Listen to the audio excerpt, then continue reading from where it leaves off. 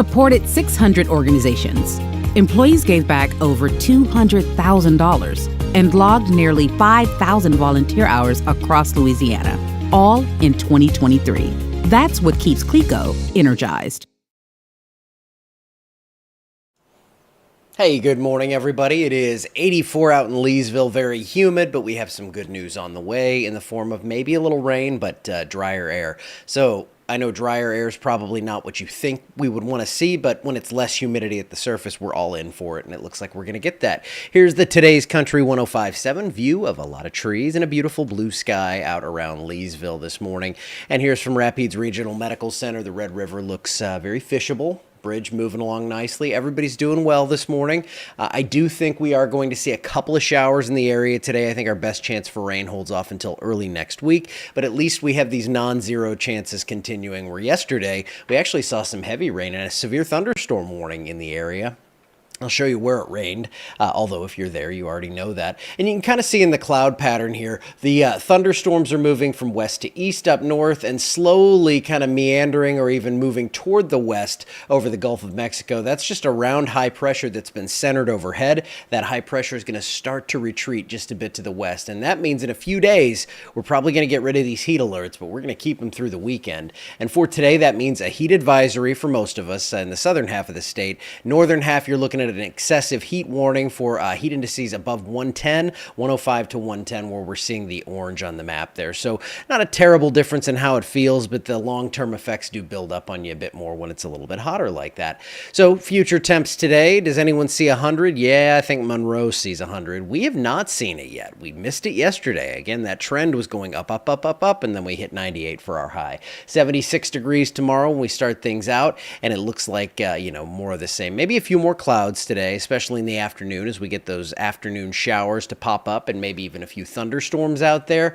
We might do the coverage like yesterday. I think it's going to be a little bit less, however. I think I have 20% in there. If I don't, that's what I meant to do. So here's what we're looking at on Futurecast. Some isolated storms just kind of popping up. We don't have that organized mass down over Baton Rouge and New Orleans. They really got clobbered yesterday, and I think they would have handled the heat more than they would have those thunderstorms that came through, because it was pretty nasty. Definitely had some big winds and lots of lightning and heavy rainfall out of that. Overnight tonight, we cleared those storms out of here, and we are going to keep things dry for the night. Here's your totals yesterday, or at least a look kind of more at what we had in the area. Had a couple of storms out near DeRidder, but really Avoyelles, St. Landry, Evangeline Parish, Catahoula, and Concordia. That's where we saw most of the rain. Everything kind of broke up as it headed our way. As it moved toward Alexandria, I say our way. Well, you're not all there. My way. I didn't see any here. So here is the outlook today. The marginal risk for severe weather staying just north of Louisiana, slight risk up into Kansas, Oklahoma, and northwest Arkansas. We could see, again, like yesterday, an isolated severe storm. That's very improbable, but we can't rule it out completely.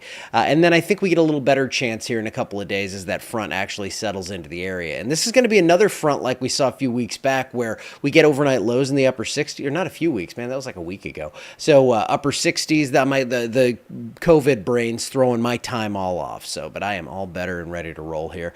Rain chances increase briefly early next week, and that means we're going to see some rain for most rain gauges, I think, between now and Thursday.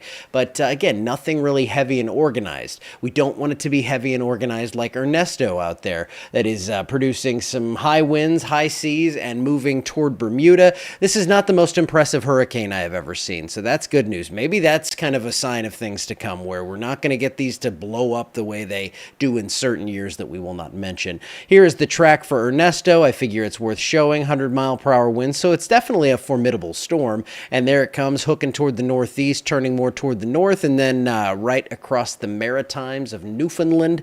And then it's going to move out toward Europe as an extratropical low, and we are not going to be dealing with any of the impacts locally for Ernesto. Here's your 7-day. Oh my goodness, I had 30% in there. Look at that. I did forget. So yeah, I did beef those rain chances up a little bit.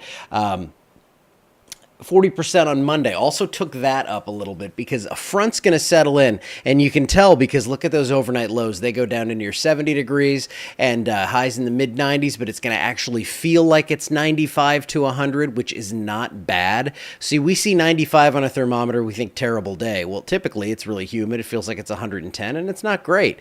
But when you get dew points in the low 60s, 95 is not a bad place to be. We're going to keep an isolated rain chance in there for now just because that front, that boundary is going to set up just to the west. So maybe along the Texas border, we see a few showers. I think we're mainly dry Tuesday and Wednesday, and then Thursday we'll start to see that moisture return and maybe get some storms back in the area. But today and then Monday, those are your best chances to see the rain. Sunday is your best chance if you're rooting for 100 degrees. And after that, I mean, we're going to be above normal, but I don't really see another shot at 100 coming in the next couple of weeks.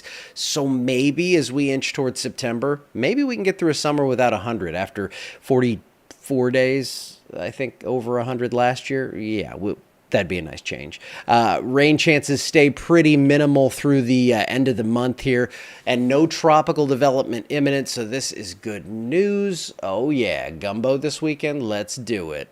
I am ready for that. Temps, no. It's Louisiana, no. I mean, if it cools off like 2 degrees, you get gumbo. Yes, I hope we keep missing that 100 too. Let's see. Yes, tropical systems, keep them away.